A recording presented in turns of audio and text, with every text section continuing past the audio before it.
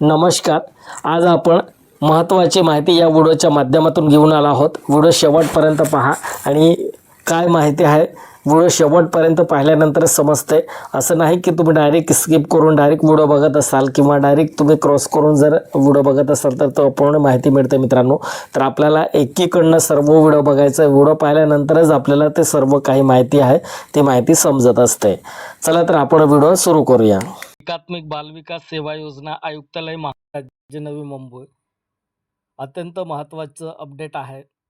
विभागीय उपायुक्त महिला व बालविकास विभाग कोकण, पुणे, नाशिक, छत्रपती संभाजीनगर, अमरावती व नागपूर विभागासाठी विषय काय आहेत या ZR सेविका ते मुख्य सेविका पदोन्नती कोट्यातील निवडीने या प्रकरणातील रिक्त पद भरती परीक्षा मार्गदर्शन बाबत हे ZR आहेत. एकूण संदर्भ 10 संदर्भानुसार या ठिकाणी हे ZR तयार करण्यात आलं आहे. 10 नंबरचं पॉईंट बघा. अंगणवाडी सेविका ते मुख्य सेविका पदोन्नती पात्रतेच्या अनुषंगाने या आयुक्तालयास प्राप्त अभिवेदने उपरोक्त विषयास अनुसरून कळवण्यात येते की उपरोक्त संदर्भ क्रमांक 6 नुसार या आयुक्त कार्यालयाचे पत्रान्वये अंगणवाडी सेविका ते मुख्य सेविका या पदोन्नतीस पात्र अंगणवाडी सेविका यांना 10 वर्ष नियमित सेवा वय वर्ष 45च्या आत मान्यता प्राप्त संवैधानिक विद्यापीठाची पदवी हिंदी मराठी भाषा सूट संगणक अर्थ याबाबत एकत्रित व सुधारित प्रमाणपत्र देण्याबाबत 104 नागरी प्रकल्प कार्यालयांना विभागीय उपायुक्त यांच्या मार्फत कळवण्यात आलेले होते. तर बघा, भरपूर सेविकाताईंनी मला कमेंट करून विचारत होते की सर आम्हाला एज लिमिट काय असेल आणि आम्हाला जे पदोन्नती दिली जाणार आहे सेविका या पदावरून, तर आपल्याला पदोन्नतीमध्ये कोणकोणते आपल्याला एज लिमिट काय देण्यात आलं, एज आणि किती वर्ष आपल्याला सेवा असेल, आपली सेवा असेल तर आपले त्या ठिकाणी पदोन्नती होणार आहेत. तर बघा, सेविका यांना 10 वर्ष नियमित सेवा दिली असेल आणि वय 45च्या आत असेल तरच तुम्हाला त्या ठिकाणी पदोन्नती मिळणार आहेत. आणि अंगणवाडी सेविका अंतर्गत ही भरती होते, त्या भरतीमध्ये हे नियम लागू करण्यात आले आहेत. तर सर्वात महत्त्वाचं वय या ठिकाणी महत्त्वाचं आहे आणि हे वर्ष अनुभव तर असेलच, पण वय आपली जर निघून गेली तर आपल्याला 45च्या आत असेल तरच आपण त्या ठिकाणी पात्र असणार आहोत. संवैधानिक विद्यापीठाची पदवी म्हणजे हिंदी मराठी भाषा सूट संगणक अर्थ या बाबतीत एकत्रित व सुधारित प्रमाणपत्र देण्याबाबत 104 नागरी प्रकल्प कार्यालयांना विभागीय उपायुक्त यांचे मार्फत कळवण्यात आलेले होते. त्याचप्रमाणे प्रकल्प स्तरावर एकत्रित प्रमाणपत्र नाकारल्यास संबंधित अंगणवाडी सेविका यांना विभागीय उपायुक्त यांच्याकडे अपील अर्ज करण्याबाबत सूचना देण्यात आलेल्या होत्या.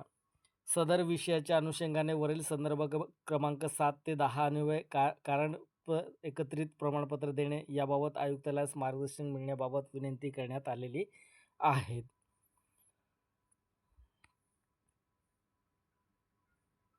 पुढचा पॉईंट आहे, सदर विषयाच्या अनुषंगाने महिला व बालविकास विभाग मुख्य सेविका प्रवेशिका गट क या पदावर नियुक्तीसाठी मर्यादित विभागीय परीक्षा नियम म्हणजे 2023 शासन अधिसूचना दिनांक 8 मे 2023 मधील अनुक्रमांक 3 मर्यादित परीक्षेस बसण्यासाठी खालीलप्रमाणे अंगणवाडी सेविका पात्र राहतील.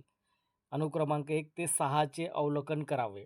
तर बघा, 1 ते 6चं आपल्याला अवलोकन करायचं आणि हे तुम्हाला या ठिकाणी जर तुम्ही हे मुद्दे आहे या मुद्द्यामध्ये तुम्ही बसत असाल तरच तुम्ही या पदासाठी पात्र असाल, अदरवाईज तुम्ही त्या ठिकाणी अपात्र ठरू शकणार आहेत.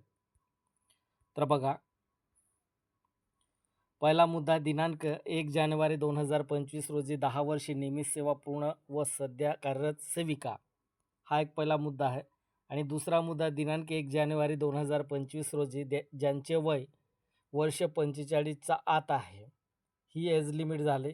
आणि तिसरा पॉईंट आहे, दिनांक 1 जानेवारी 2025 मान्यता प्राप्त संविधानिक विद्यापीठाची पदवी पूर्ण आहे, तिसरा पॉईंट. चौथा पॉईंट आहे, 1 जानेवारी 2025 रोजी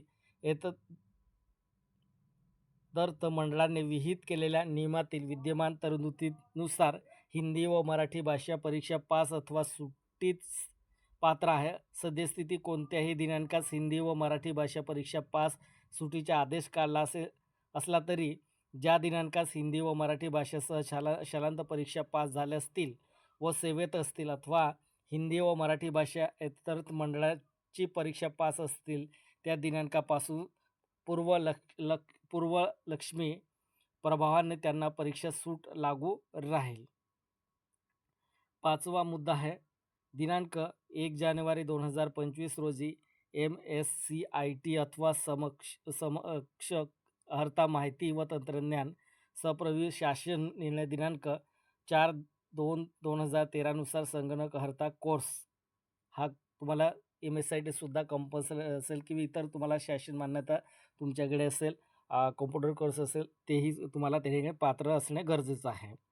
6वा मुद्दा आहे, त्याचप्रमाणे सदरील पदे महिला व बालविकास विभाग मंत्रालय मुंबई शासन पत्र MWC 070112 2022 डी डेस्क दिनांक 8 एप्रिल 2024 नुसार सर्व पदे खुल्या प्रवर्गातून भरण्यात येणार असून सदरची नियुक्ती ही माननीय सर्वोच्च न्यायालय प्रलंबित विशेष अनुमती याचिका क्रमांक 28/30/6/2017 मधील निर्णयाच्या अधीन राहून निवडीने नियुक्ती देण्यात येणार आहेत. सदर प्रकरणी पुन्हा उक्त संदर्भ क्रमांक 1, 2, 3 आपले अवलोकनवस्त यासोबत देण्यात येत असून त्यानुसार कारवाई करण्यात यावी. तर बघा, पूर्ण GR देण्यात आला आहे आणि ते GRनुसार आपल्याला या ठिकाणी सर्व काही तुम्ही पात्र या 1 ते 6 मुद्द्यामध्ये तुम्ही अवलोकन करायचं आहे आणि या मुद्द्यामध्ये तुम्ही जर बसत असाल, तुमची पात्रता आहे तुमच्याकडे, तरच तुम्ही या पदासाठी पात्र असणार आहेत. एज लिमिट महत्त्वाचं आहे आणि अनुभव आणि ही पात्रता ही आपल्याला कंपल्सरी आहे. अंगणवाडी सेविका, मिनी अंगणवाडी सेविका पदावरील नियमित नियुक्तीच्या दिनांक अन्य कारणास्तव सेवानियमित झालेल्या व्यक्तीसाठी सेवानियमित झालेल्या दिनांकापासून शासनाच्या माहिती तंत्रज्ञान संचालनालयाने वेळोवेळी विहित केलेल्या संगणक अर्थ परीक्षा उत्तीर्ण असणाऱ्या व्यक्ती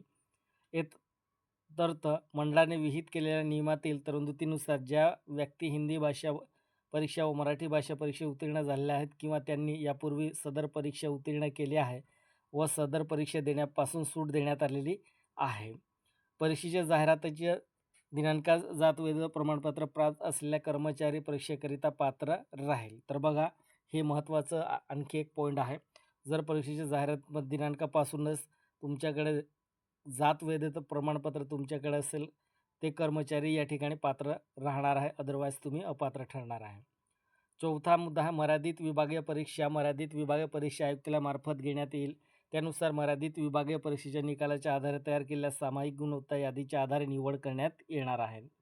मर्यादित विभागीय परीक्षेसाठी या नियमासोबत परिस्थितीनुसार एक प्रश्नपत्रिका असेल. सदर प्रश्नपत्रिकेसाठी 100 प्रश्न व प्रत्येकी गुण 2 प्रमाणे एकूण 200 गुण आणि 1.5 तास 90 मिनिटाचा कालावधी असेल. आणि मर्यादित विभागीय परीक्षेसाठी या नियमासोबतच्या परीक्षेमधील अभ्यासक्रमावर आधारित वस्तुनिष्ठ बहुपर्याय स्वरूपाची प्रश्नपत्रिका असेल आणि परीक्षा उत्तीर्ण होण्याची अर्थ एकूण गुणापैकी किमान 50% गुण प्राप्तीसाठी आवश्यकता राहील. महाराष्ट्र राज्यपालांच्या आदेशानुसार हे GR करण्यात आलं होतं. तर पात्रता या ठिकाणी परीक्षा तुम्हाला पासिंग काय देण्यात आले, 50% गुण असेल आणि हे ओपनमध्ये सर्व भरले जाणार आहेत हे पदं. आणि पात्रता काय काय आहेत, पात्रता तुम्ही या ठिकाणी सध्या आपण पाहिलंच, कारण व्हिडिओ जास्त लॉंग होत आहे त्याच्यामुळे मी हे सर्व स्पीडमध्ये तुम्हाला हे सर्व रीड करून दाखवलं. तर कारण कोणकोणते नियम आहे आणि जे 6 मुद्दे आहेत ते मुद्दे आपल्याला अवलोकन करायचे आणि या मुद्द्यासहितच आपण या ठिकाणी पात्र ठरणार आहेत. भरपूर सेविका आणि मदतनीसताईंनी मला कमेंट करून विचारत होती की एज लिमिट काय देण्यात आलं, कारण ज्या उच्च न्यायालयाने आदेश दिलं होतं, उच्च न्यायालयाचा जो आदेश आहे त्या आदेशानुसारच या ठिकाणी पात्र ठरवले जाणार आहेत. आणि ज्यांचं एज आता 45चं पुढे गेलं आहे त्यांनी काय करायचं आहे, आता आपण मागच्या 2-3 महिन्यापासून बघतोय, कारण एज लिमिट वाढावं, एज लिमिटसाठी भरपूर ताईंनी त्या ठिकाणी संघटनांनी प्रयत्न करत आहे कोर्टामध्ये की एज लिमिट जर वाढली तर 100% सर्व सेविका ताईंना त्या ठिकाणी 100% फायदा होणार आहे. एक महत्त्वाचा मुद्दा आहे, मदतनीस ताईंचं क्वालिफिकेशन पण चांगलं आहे. जर मदतनीस ताईंना जर चान्स दिला मुख्य सेविकेसाठी तर 100% त्यांनाही बेनिफिट होणार आहेत. पण या GRमध्ये तसं म्हटलं नाही, फक्त सेविकाच पात्र असेल, मदतनीस पात्र नसेल. व्हिडिओ कसा वाटला कमेंट करून नक्की सांगा आणि काही डाऊट असतील तर तुम्ही कमेंट करा आणि कमेंटच्या माध्यमातून तुम्हाला पुन्हा रिप्लाय देण्याचा प्रयत्न करेल. धन्यवाद.